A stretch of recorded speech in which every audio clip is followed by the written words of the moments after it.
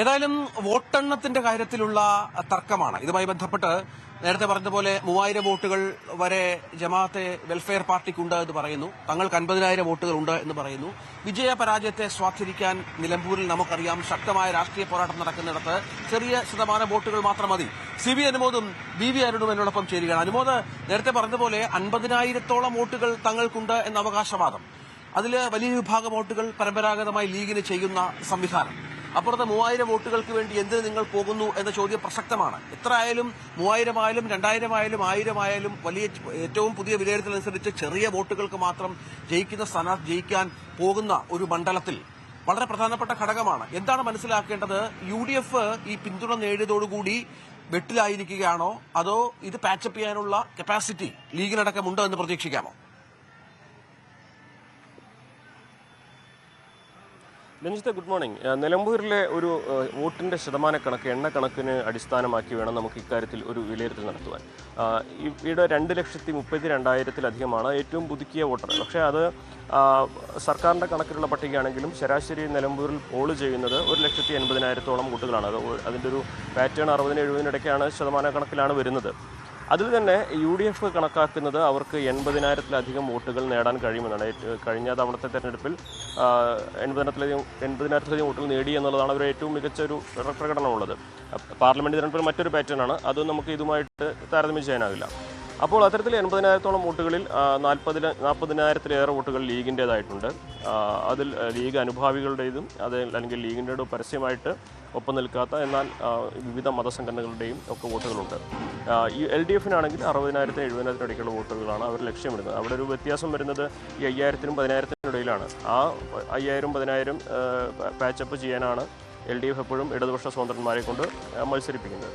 അപ്പോൾ ഇത്തരത്തിലുള്ള ഈ ശതമാനക്കണക്കിലേക്കാണ് ഈ ജമാഅത്തെ ഇസ്ലാമിയുടെ പരമാവധി 2,500-3,000 വോട്ടുകൾ ഉള്ള വെൽഫെയർ പാർട്ടി മണ്ഡലത്തിൽ വരുന്നത്. സ്വാഭാവികമായിട്ടും വെൽഫെയർ പാർട്ടിക്ക് പരമാവധി 3,000 വോട്ടുകളാണെങ്കിൽ ഇവിടെ സമസ്ത AK വിഭാഗം സമസ്തയ്ക്ക് തന്നെ 25,000-നും 30,000-നും ഇടയ്ക്ക് വോട്ടുകളുണ്ട്.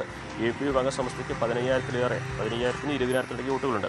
ആ 15,000-20,000 എപ്പോഴും LDF-ന് അനുകൂലമായിട്ട് തന്നെയാണ് പോവുക, അതിൽ ഭൂരിഭാഗം എന്ന് പറയാം. പക്ഷേ AK വിഭാഗത്തിൻ്റെ ആ വോട്ടുകൾ അത് സ്വാഭാവികമായിട്ടും UDF-ലേക്ക് വരേണ്ട വോട്ടുകൾ ഈ 2,500 വോട്ടുകൾ ജമാഅത്തെ ഇസ്ലാമിയുടെ ഉറപ്പാകുമ്പോൾ 25,000-ലധികം വോട്ടുകളുള്ള AK വിഭാഗത്തിൻ്റെ എത്ര വോട്ടുകൾ ചോരുമെന്ന് പറയാനാകില്ല. അതോടെയാണ് ഏറ്റവും പ്രധാനപ്പെട്ട കാര്യം.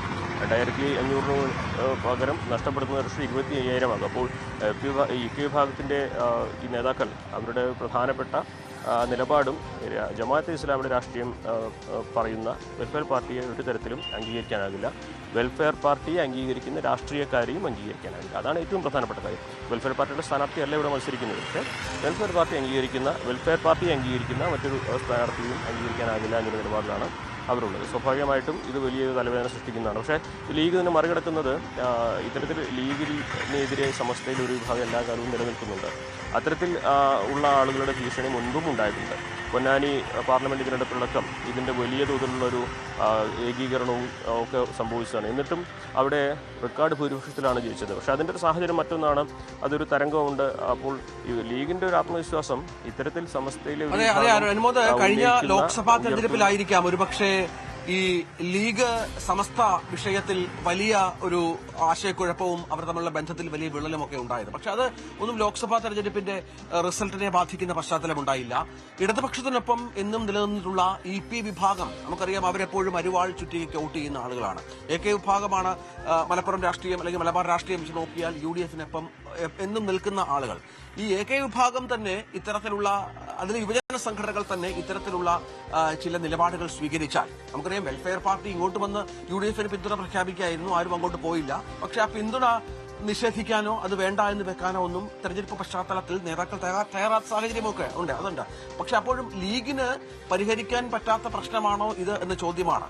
ഈ സമസ്ത ലീഗ് പറയുന്നതിനപ്പുറത്തേക്ക് വലിയ തോതിൽ വോട്ടുകൾ മാറാനുള്ള സാഹചര്യമുണ്ടോ? പ്രത്യേകിച്ചും മലപ്പുറത്തെ പുതിയ ഈ നിലമ്പൂരിലെ പുതിയ രാഷ്ട്രീയ സാഹചര്യങ്ങളൊക്കെ വെച്ച് നോക്കിയാൽ.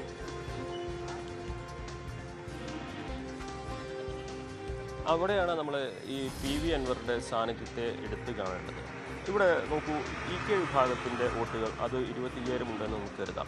അതൊരു വലിയൊരു വിഭാഗം UDF അനുകൂലമായിട്ട് തന്നെ പോകുന്നതാണ്. പക്ഷേ അവർക്ക് ഈ ഒരു സാഹചര്യത്തിൽ വോട്ട് ചെയ്യാൻ കൈപ്പത്തിക്ക് അല്ലെങ്കിൽ ആര്യടൻ ഷൗക്കത്തിനെ പിന്തുണയ്ക്കാത്തൊരു സാഹചര്യം വരുമ്പോൾ അവർക്ക് മുമ്പിൽ മറ്റൊരു തിരഞ്ഞെടുക്കാനുള്ള ഓപ്ഷൻ ഒന്നുകിൽ സ്വരാജ് അല്ലെങ്കിൽ അൻവർ എന്നുള്ളതാണ്. പക്ഷേ പരമ്പരാഗതമായിട്ട് അരിവാൾ ചുറ്റിയ നക്ഷത്രത്തിന് വോട്ട് ചെയ്യാത്തവരാണ് EK വിഭാഗത്തിലുള്ളവർ.